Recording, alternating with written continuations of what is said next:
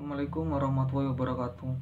Nama saya Gali Ramadhani, NIM 1808110201120. Di sini saya akan mempresentasikan tentang membangun tim wirausaha.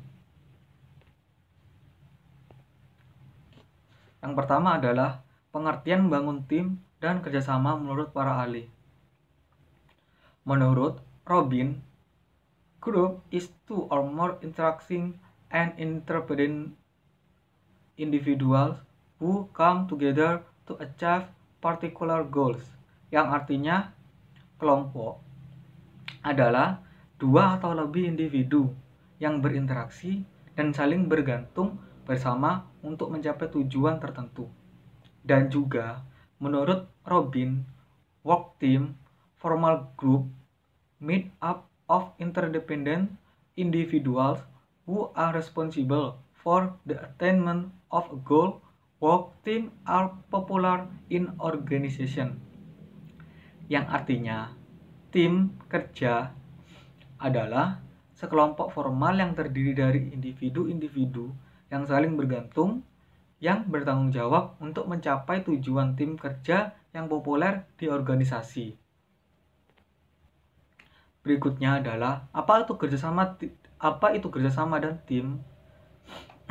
Jadi, pada dasarnya mengenai tim dan grup ialah sama, tidak ada perbedaannya. Kerjasama adalah dasar untuk meraih sukses di tempat kerja modern. Dan sebuah tim adalah sekumpulan orang secara bersama-sama meraih suatu tujuan. Tujuan kolektif sangat penting. Poin ini terbukti dalam kinerja tim atletik. Contohnya, tim basket yang mana salah satu pemain sebagai ketua tidak dapat mencapai kemenangan tanpa bantuan anggotanya. Ketua bersama dengan anggota sebisa mungkin memenangkan sebuah pertandingan, meski mungkin jarang akan menang melawan tim tandingannya. Bekerja sama sangatlah lebih baik daripada dikerjakan sendiri. Contoh berikut merupakan kerjasama dalam bentuk tim olahraga. Jadi, sebuah tim basket itu tidak dapat memenangkan pertandingannya itu ketuanya sendiri. Jadi harus bekerja sama dalam bentuk tim. Seperti itu. Yang berikutnya adalah prinsip dalam membangun sebuah tim. Yang pertama adalah pemikiran tim. Pada tim yang dilatih, kemampuan tim lebih dari kemampuan anggota individu. Kemampuan ini merupakan pemikiran utama dalam kerjasama. Kerjasama adalah apa yang terjadi ketika karyawan mengesampingkan tujuan pribadi, preferensi, dan bekerja sama untuk meraih tujuan dari tim tersebut. Alasan lain untuk mempromosikan kerjasama adalah sebagai berikut. Yang pertama adalah dua atau lebih pemimpin lebih baik daripada satu pemimpin. Yang kedua adalah seorang dalam tim mengenal satu sama lain, membangun kepercayaan, dan sebagai hasilnya mau membantu satu sama lain. Yang ketiga adalah kerjasama merupakan cara komunikasi. Yang keempat, sebuah tim saling memberi semangat serta adanya rasa saling memiliki. Sebuah grup individu bisa menjadi sebuah tim ketika terjadi kondisi sebagai berikut, yaitu ketika semua anggota memahami dan setuju pada misi dan visi. Dan ketika anggota mematuhi aturan dan sebuah tim yang telah dibangun oleh tim. Dan ketika pembagian tanggung jawab adil dan adanya otoritas. Berikutnya adalah ketika seorang menyesuaikan perubahan seorang dalam tim seharusnya membantu satu sama lain untuk menyesuaikan suatu perubahan dengan cara yang positif. Yang kedua adalah belajar untuk bekerja sama. Seseorang dalam kelompok tidak secara langsung membangun sebuah tim. Satu alasan mengapa satu kelompok terkadang gagal adalah karena dari pengawasannya yang gagal menangani faktor manusia yang bisa mencapai sebuah kesuksesan. Faktor-faktor tersebut yaitu yang pertama adalah identitas pribadi oleh anggotanya. Seseorang secara langsung menyadari di mana mereka masuk dalam organisasi. Seseorang takut menjadi asing, menjadi sendiri, dalam sebuah anggota kelompok, tidak mempunyai suara, dan mengembangkan kepercayaan di antara anggota kelompok. Kerjasama dalam tim tidak akan bekerja efektif sampai suatu anggota tim merasa ada di dalam sebuah organisasi tersebut. Yang kedua adalah hubungan antar anggota tim. Sebelum seseorang berada dalam sebuah grup hingga dapat bekerja sama, mereka harus mengenal satu sama lain dan membangun sebuah hubungan. Ketika seseorang kenal dan peduli satu sama lain, mereka akan memiliki keterkaitan untuk mendukung satu sama lainnya. Waktu yang dihabiskan oleh supervisor akan membantu tim berkenalan dan membangun tempat yang bisa digunakan bersama. Poin ini penting, khususnya saat di mana para tenaga kerja menjadi sangat beragam, yang mana daerah anggota tim dapat diasumsikan. Yang ketiga adalah mengenal cara sebuah tim dalam sebuah organisasi. Sesuai dengan misi yang dibawa oleh sebuah perusahaan, dan tim tersebut mendukung manajemen tingkat paling tinggi untuk membantu pekerja mengerti di mana tim mereka berada di dalam organisasi adalah suatu tanggung jawab pengawas. Yang terakhir adalah kinerja tim. Kinerja tim tidak terjadi begitu saja.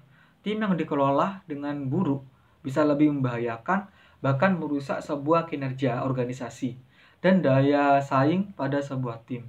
Karena alasan inilah, sangat penting keunggulan dari kinerja tim menjadi tujuan utama dalam sebuah organisasi.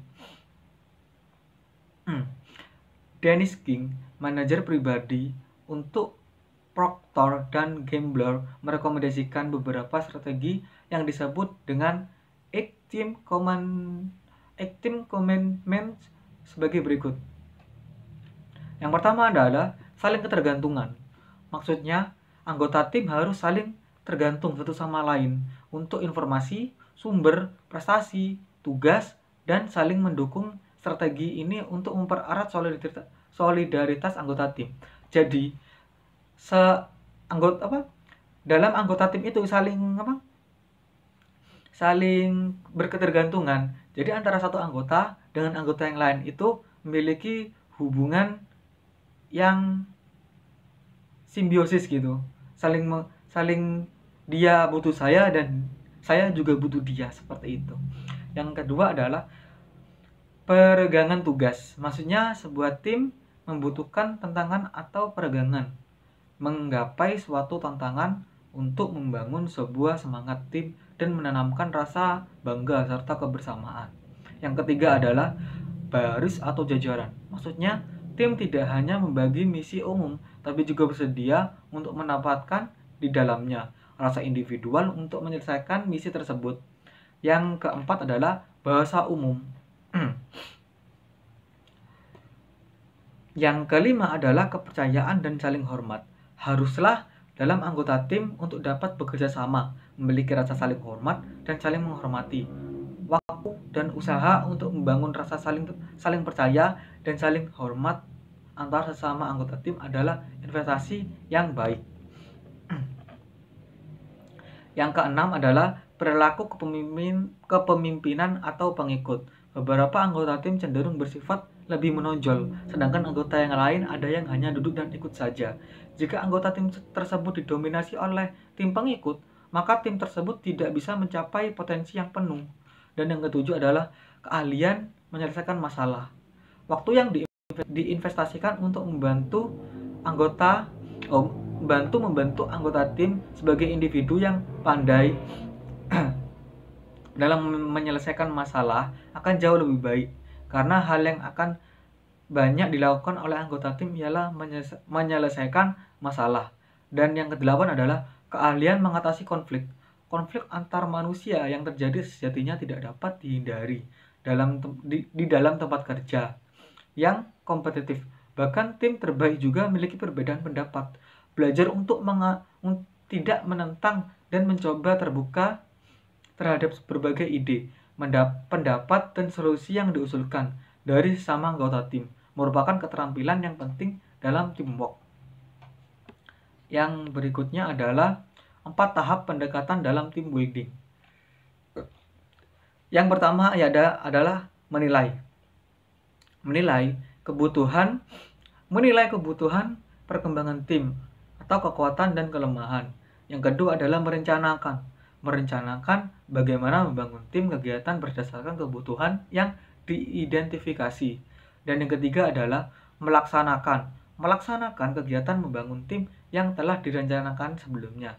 Dan yang keempat adalah mengevaluasi, yaitu mengevaluasi hasil.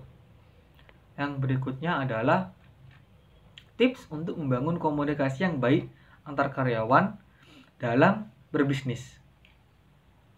Kunci utama dalam kerja sama tim adalah adanya komunikasi yang baik.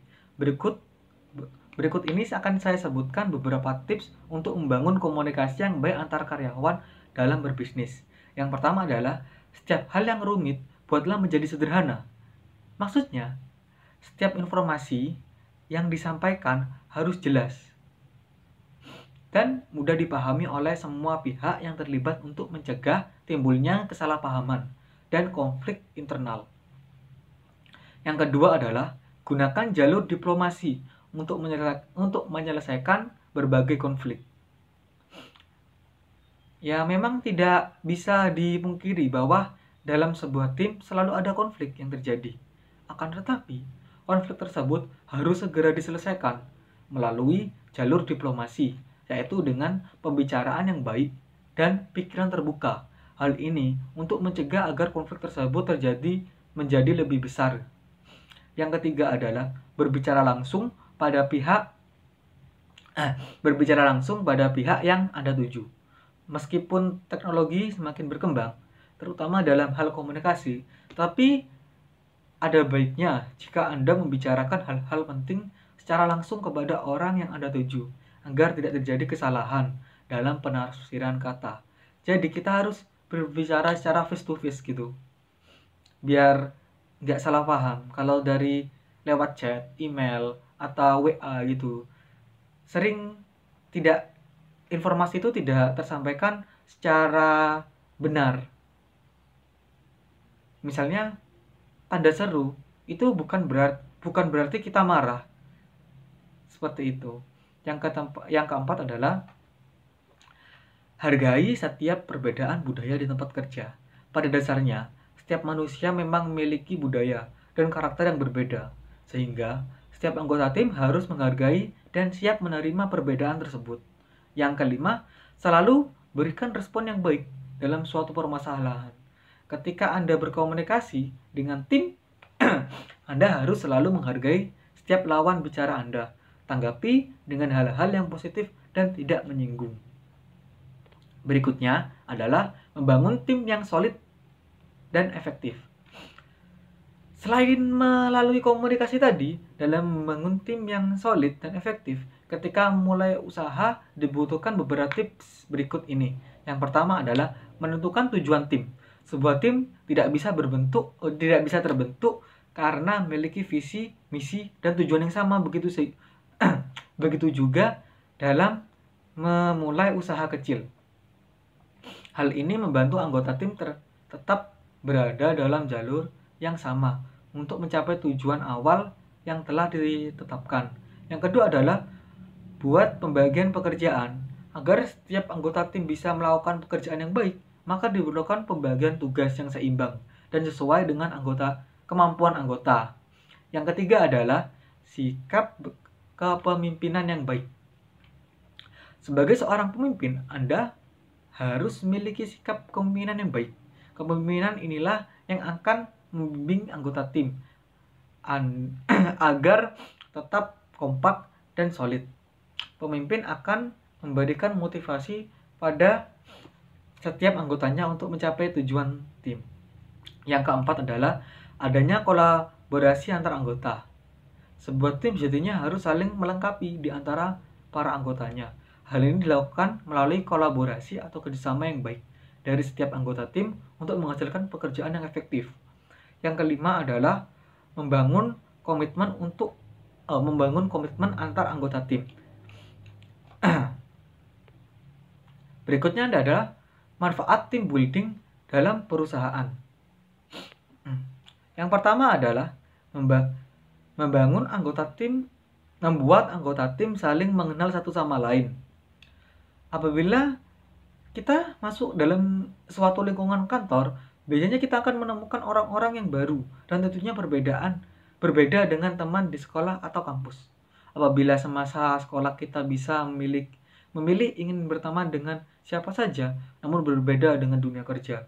Dunia kerja menuntut kita kompak dengan anggota tim walau tidak sehobi atau sepergaulan. Perbedaan ini kadang membuat kita sulit nyambung dan dengan kolega kita.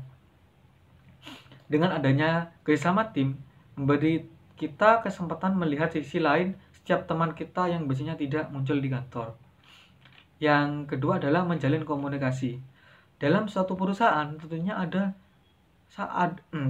atasan dan ada karyawan. Team building akan membantu membangun komunikasi antara atasan dan anggota tim dengan baik untuk mempermudah tercapainya suatu visi dari suatu perusahaan. Yang ketiga adalah membentuk kerjasama tim. Dengan adanya kerjasama dalam tim, setiap anggota tim mengerti posisi dan tugasnya sehingga lebih bertanggung jawab terhadap pekerjaan masing-masing. Setiap tanggung jawab tersebut harus saling bersinergi agar terwujudnya tujuan organisasi. Yang keempat adalah menumbuhkan motivasi dalam mencapai tujuan. Motivasi tentu sangat diperlukan dalam setiap tindakan dan pekerjaan yang kita lakukan. Tanpa adanya motivasi, tentu kita tidak akan mencapai hasil yang maksimal dalam suatu pekerjaan yang kita lakukan.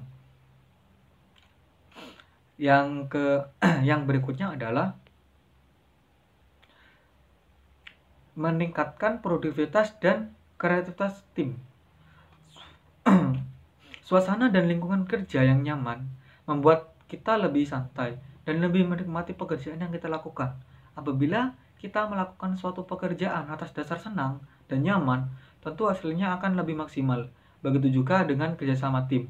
Tim building secara tidak langsung membuat semua anggota tim lebih kreatif dan lebih produktif dalam melakukan sebuah tugas. Yang keenam adalah menyatukan perbedaan pendapat. Setiap manusia tentunya memiliki ragam dan pemikiran di dalam diri mereka. Hal ini tentunya berdampak pada pemecahan masalah di dalam lingkungan kerja. Banyaknya orang yang tergantung dalam suatu tim dapat menyebabkan adanya perbedaan pendapat dalam melakukan pekerjaan untuk mewujudkan tujuan organisasi. Adanya tim building inilah yang mampu menyatukan perbedaan pendapat menjadi sebuah masukan untuk memperbaiki kinerja suatu tim dalam mewujudkan tujuan organisasi. Yang terakhir adalah menumbuhkan sikap saling percaya. Di dalam sebuah tim, kita memiliki tugas dan tanggung jawab masing-masing dan tentunya itu sangat memerlukan kerjasama. Kerjasama yang baik akan tercipta apabila setiap anggota tim menumbuhkan sikap saling percaya. Adanya tim building membuat kita dapat membangun kepercayaan satu sama lain. Tentunya masih banyak cara dalam membuat suatu kerjasama yang sukses. Semua ini dapat disesuaikan dengan keadaan perusahaan kamu. Bila seorang leader, pastikan sebagai pemimpin dapat membangun hubungan yang baik dengan bawahan. Dan jika Anda seorang anggota tim, berusahalah untuk mengerjakan tanggung jawab Anda dengan maksimal sebagai anggota tim yang baik.